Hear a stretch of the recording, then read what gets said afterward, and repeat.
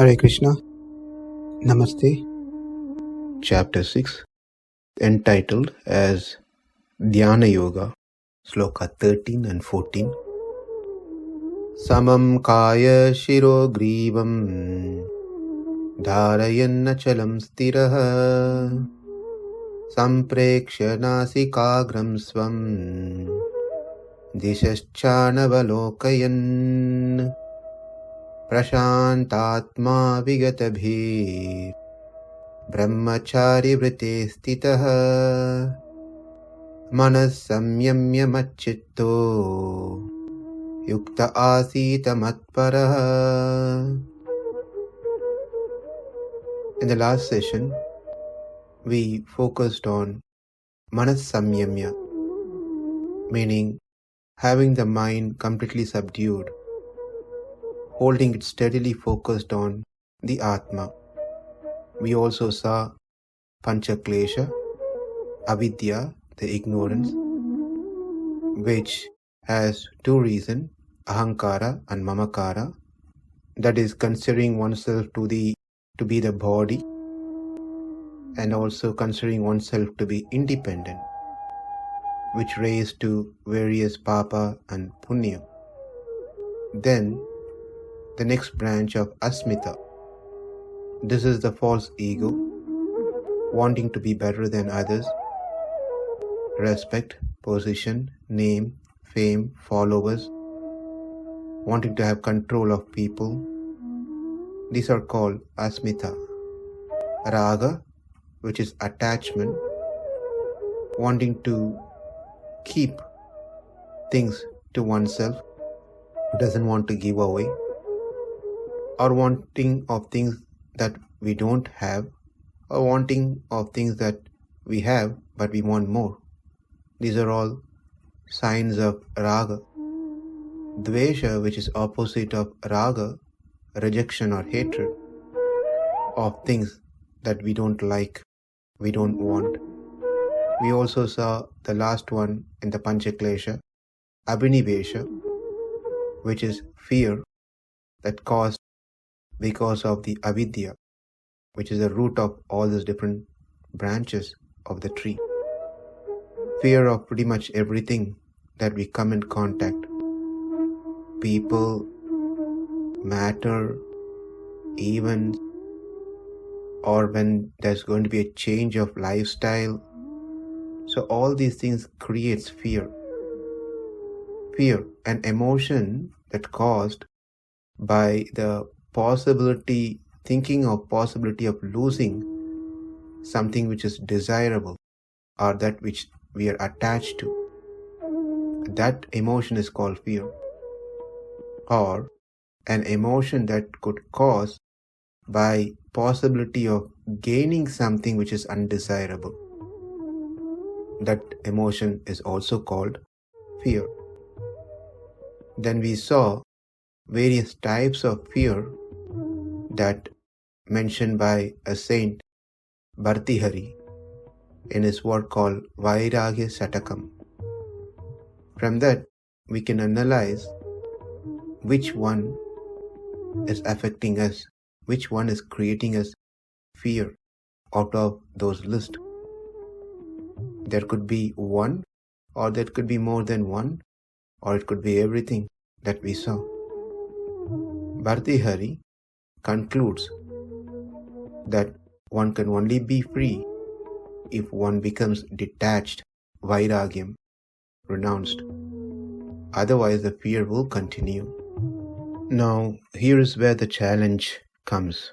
When we hear the word vairagya, to become detached or to be renounced, we are taken back because we are always used to the other program, which is attachment. Whatever we do, we easily get attached. If we are driving to our work in certain way through certain roads, we are attached to that path. If someone has an habit of sleeping in certain room with certain things, a pillow, etc., they get attached to that. every single thing that we are trying to do, that we get attached to those things. So how is that I can develop vairagya? So let's see how these 5 defects mentioned becomes more favorable for the devotees, for the bhaktas. Avidya, asmita, raga, dvesha, abhinivesha. Avidya, when a person becomes confused, unable to see things properly, that becomes the highest bhakti. Example is Vidura in Mahabharata, where he exhibited this stage where he got confused when Krishna came to his house. He gave the banana peel rather than giving banana. So this is a confused stage. He was panicked in that situation as he had no clarity in his thought. When one becomes to this stage towards the Lord, that avidya is considered to be greater in the eyes of the Lord. Asmita. Asmita means thinking oneself great. Here, a devotee thinks he is great not because he has certain skills, but he thinks he is great because he knows that he is part and parcel of Krishna. That which is part and parcel of Krishna cannot be cheap. So he finds pride in that. He finds pride in the service that he does for such a great person. 3. Raga. Attachment. Getting hooked to something. Cannot live without that. This is raga. Like gopis and gopas, their prananath, their life and soul is Krishna. They are so attached to Krishna. So the devotees develop this attachment towards Krishna, not towards a material thing or perishable relationship. Dvesha, rejecting things, especially rejecting things that makes us forget Krishna. Vibhishana rejected his brother. Bali Maharaj, who rejected his guru's instruction. Likewise, we also develop this towards those things which is not in favor of our bhakti towards Krishna. Abhinivesha, fear. Becoming fearful like Yashoda. What will happen to my son? It seemed to be every single day so many demons are coming to harm my son. I need to protect him from this demon. Same mood that other friends and relatives they all had towards Krishna. This is a higher stage where we think for the safety of Krishna. Usually people go to God for their own safety. But when that turns and think that I need to save Krishna, I need to protect him, I need to take care of him, and that fear is considered highest in the eyes of Lord.